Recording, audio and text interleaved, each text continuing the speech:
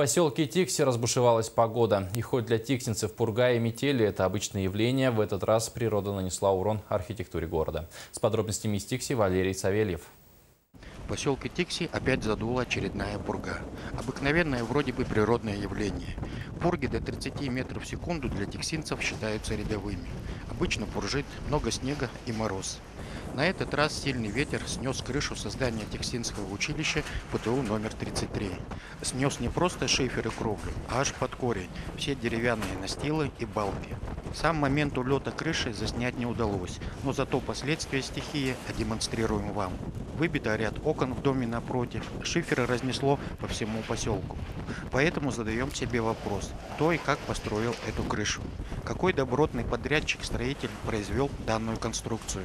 Ведь строители прекрасно знают, какие штормовые ветра бывают в Тикси. Надеемся, что прокуратура и соответствующие органы заинтересуются данным вопросом. С новостями из Тикси Валерий Савельев.